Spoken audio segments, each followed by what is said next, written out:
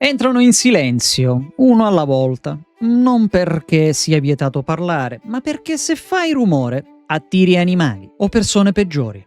L'uomo si accovaccia dietro una roccia, il terreno è umido, freddo, le ginocchia tremano, non per vergogna, ma per fretta. Qui non sei mai al sicuro, nemmeno adesso, nemmeno mentre il corpo fa quello che deve fare. Un passo falso, una pietra che scivola, un rumore secco. Lui si irrigidisce, si ferma, trattiene tutto, perché se resti troppo a lungo, qualcuno può arrivare e non chiede cosa stai facendo, ti colpisce. Punto. Non esistono bagni, non esiste la toilette. Esiste solo il momento sbagliato. E la domanda è una sola. Quanto sei disposto a rischiare per evacuare? Ci raccontiamo una storia pulita. Ci diciamo che i nostri antenati erano più naturali, che vivevano in armonia con l'ambiente, che il corpo seguiva i suoi ritmi, libero. Bugia! Anche questa, un'altra bugia. La verità è che andare di corpo era un problema quotidiano, un problema serio, fisico, sociale, mortale addirittura. Crediamo che bastasse allontanarsi dal gruppo, fare 2 passi, nascondersi dietro un cespuglio. Fine. No, in realtà allontanarsi era pericolosissimo. Perché fuori dal gruppo, lo sai, sei solo. E da solo sei un essere vulnerabile. Predatori, rivali, altri umani. Ogni minuto lontano aumentava il rischio. E il corpo non aspetta però. Non chiede il momento giusto, perché decide lui. Quando ti scappa, ti scappa. Pensiamo che la preistoria fosse sporca, ma semplice. Che nessuno si preoccupasse dell'igiene, che tanto erano abituati. Sbagliato. Le infezioni intestinali uccidevano, i parassiti debilitavano, la dissenteria era una condanna a morte. Non serviva una ferita, bastava bere acqua contaminata. Il rischio era concreto. Bastava sporcare il posto sbagliato. E qui arriva il primo ribaltamento. Non era il disgusto a guardarli, era la paura, come sempre. Paura di ammalarsi, paura di contagiare il gruppo, paura di diventare un peso. Quante volte l'abbiamo raccontato. Ci piace immaginare che i clan primitivi erano senza regola, senza controllo, senza delle imposizioni. Ma anche qui commettiamo un grandissimo errore. Mentiamo a noi stessi. Ogni gruppo sviluppava delle abitudini precise. C'erano zone vietate, zone tollerate, zone punite. Non erano leggi scritte, non esisteva ancora la scrittura. Erano sguardi, erano reazioni immediate, era esclusione, era la punizione più grande. Se sporchi vicino al rifugio, qualcuno si ammala. Se qualcuno si ammala, rallenta. Se rallenta, mette a rischio tutti. E allora la colpa ha un volto, il tuo. Non ti spiegano perché. Ti allontanano, ti guardano in maniera diversa. La favola dice nessuna vergogna. La realtà però dice controllo costante. Ogni gesto del corpo è osservato, viene valutato, viene ricordato. Anche quello, sì, anche quello di fare la popò. Vivere lì non era vivere. Lo sappiamo, era resistere. La fame ti piega lo stomaco. E lo stomaco che fa? Reagisce. Ci sono crampi, c'è urgenza, mi scappa, c'è debolezza, devo farla. Però il freddo irrigidisce tutto, anche l'intestino, persino i muscoli. E quando finalmente il corpo cede, non sei pronto, perché non lo sei mai. Non c'è carta, non c'è acqua pulita, non c'è nemmeno il tempo. Immaginatevi una situazione. Si usano foglie, si usa muschio, pietre lisce, la neve, qualsiasi cosa, qualsiasi rischio. Le mani restano sporche, sempre. Immaginatevi la scena. E quelle mani toccano anche il cibo, le ferite, toccano i bambini. Il contagio viaggia così, viaggia silenzioso. Non è che c'era il sapone. La paura entra nel corpo prima ancora della malattia, perché se ti ammali non c'è recupero. O guarisci in fretta o sei finito. Il gruppo non può fermarsi per te, non può deviare, non può aspettare. La devi fare, falla velocemente.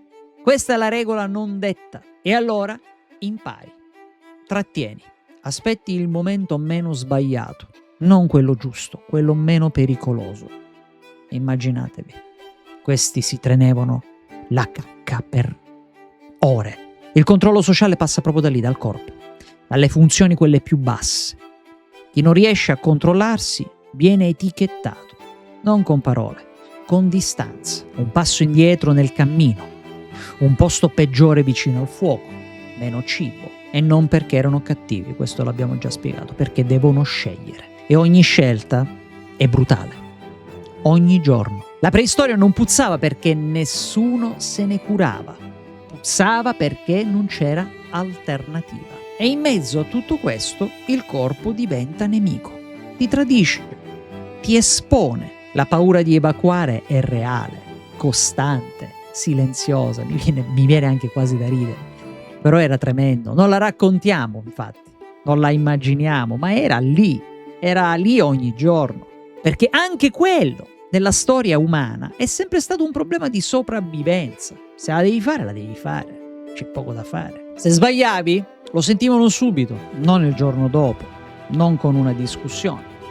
Subito, proprio lo sentivano immediatamente. Bastava scegliere il posto sbagliato, troppo vicino all'acqua, oppure troppo vicino al fuoco, troppo vicino a dove si dormiva. Un errore così attirava insetti, odori, attirava animali e il gruppo non aveva pazienza per nulla. Prima arrivavano gli sguardi, nessuno diceva niente, però smettevano di passarti accanto. Ma non perché puzzavi, smettevano di condividere il cibo, smettevano di sedersi vicino, ma perché li avevi messi a rischio. Poi arrivava l'umiliazione, qualcuno ti indicava, qualcuno rideva, qualcuno ti imitava mentre ti accovacciavi, ma non per scherzo, ma per segnarti. Se insistevi, se rifacevi l'errore, quindi non capivi, allora arrivava la punizione. E la punizione qual era? Ti mandavano lontano, ti mandavano via, più lontano degli altri, fuori dal perimetro invisibile del gruppo. Venivi isolato, di notte, con il freddo, con i rumori. Non era una condanna ufficiale, era peggio, era completo abbandono, temporaneo o meno, ma era un abbandono, era un rischio tuo concreto. E lì capivi allora una cosa ben chiara: le regole non erano scritte, ma erano scolpite nella sopravvivenza. Chi sporcava l'acqua faceva ammalare tutti. Chi attirava animali metteva a rischio i bambini. Chi lasciava tracce sbagliate portava predatori.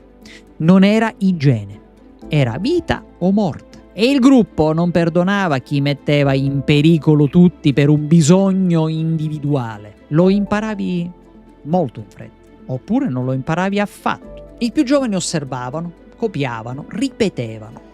I più deboli sbagliavano di più e pagavano molto di più. Se eri ferito, se avevi mal di pancia, se non riuscivi ad allontanarti abbastanza, non c'era alcuna minima compassione.